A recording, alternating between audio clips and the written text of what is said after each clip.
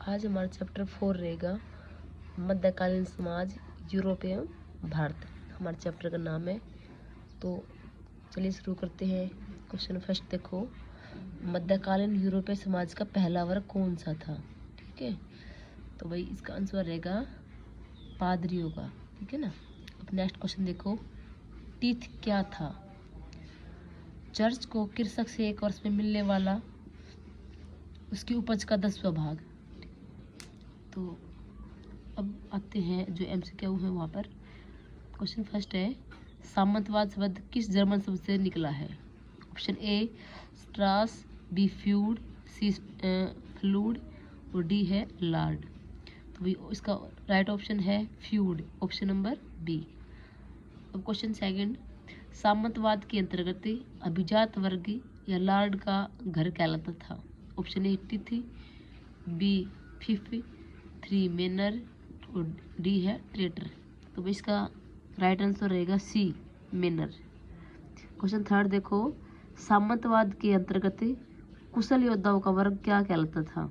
Number A lice, number 2 knights, number 3 vassal और 4 serf. तो right answer है knights. Question 4, चर्च द्वारा कृषक से लिया जाने वाला वार्षिक कर या टिथ क्या था? तो इसका आंसर है, हमने पहले पढ़ लिया था, ऑप्शन नंबर इसका डी, उपज का 10वां भाग। ठीक है। तो क्वेश्चन 5 देखो, भिक्षुओं या फिर ईसाई के वे समूह जो मठों में रहना पसंद नहीं करते थे क्या कहलाते थे? Number A monk, B friar, C nun और D A B.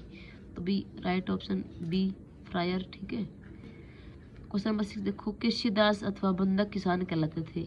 Number A manor, B tally, C serf और डी फ्रायर। तो ऑप्शन सी है सर्फ। ठीक है।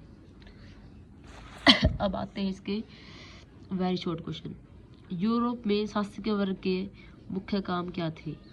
तो भाई शासकीय वर्ग में मुख्य रूप से सामंत वर्ग शामिल था। इसके मुख्य कार्य न्याय रक्षा करना था। कृषि का कार्य भी सामंत वर्ग की सहायता से ही होता था।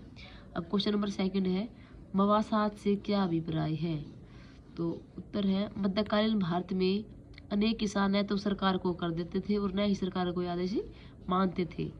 सेना द्वारा आक्रमण की स्थिति में ये किसान जंगलों, पहाड़ी प्रदेशों, मरुस्थलों आदि दुर्गम स्थानों की ओर भाग जाते थे ताकि कर ना देना पड़े, कर से बचने के लिए।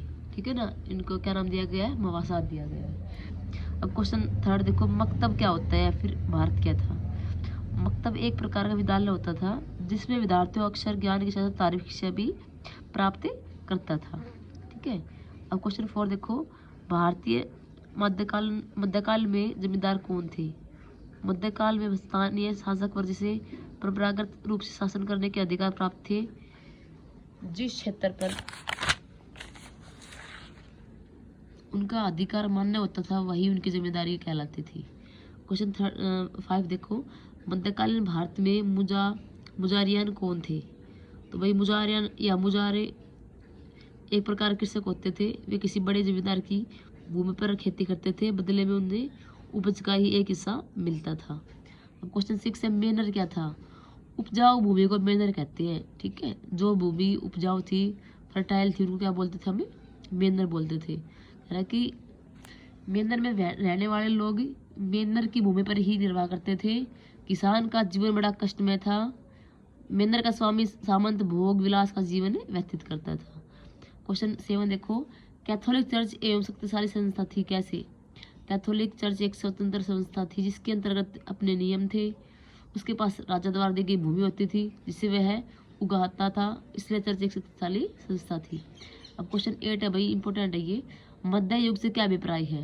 कह रहा कि प्राचीन और आधुनिक युग के बीच का जो समय था ना, उसको मध्य युग के नाम से जाना जाता है। संसार के सभी भागों में मध्यकाल का आरंभ एक साथ ही नहीं हुआ था। अब क्वेश्चन नंबर 9 देखो, प्रारंभिक मध्यकाल को यूरोप में अंधकार युग क्यों कहा जाता था? इसके 2 कारण बताने हैं भाई। आंसर फर्स्ट देखो, मध्यकालीन यूरोप में कोई शक्तिशाली केंद्रीय सत्ता नहीं थी। दूसरा, इस युग में राजा तथा बैरन लोग पूर्ण रूप से निरंकुश थे। जनसाधारण के अधिकार बिल्कुल सीमित थे और उनकी दशा बड़ी शोचनीय थी। अब क्वेश्चन 10 है, सामंतवाद से क्या अभिप्राय है? तो सामंतवाद को अंग्रेजी में फ्यूडलिज्म कहते हैं। फ्यूड का अर्थ होता है भूभाग। अतः एक ऐसी प्रणाली को फ्यूडलिज्म कहते हैं जिसके अंतर्गत भूमि के बदले सेवाएं प्राप्त की जाती थी। अब क्वेश्चन नंबर 11, मध्यकालीन यूरोप में चर्च की क्या कंडीशन थी? ठीक है, तो घर के मध्यकालीन यूरोप में चर्च एक बहुत ही शक्तिशाली संस्था थी। इसका अध्यक्ष पोप होता था जो राजा की भांति व्यवहार करता था। वास्तव में वह देश राजा से भी शक्तिशाली था और राजा को अपना आदेश मानने के लिए बाध्य करता था। इस वीडियो में इतना ही, वो फिर आगे नेक्स्ट वीडियो में करते हैं। ओके, धन्यवाद।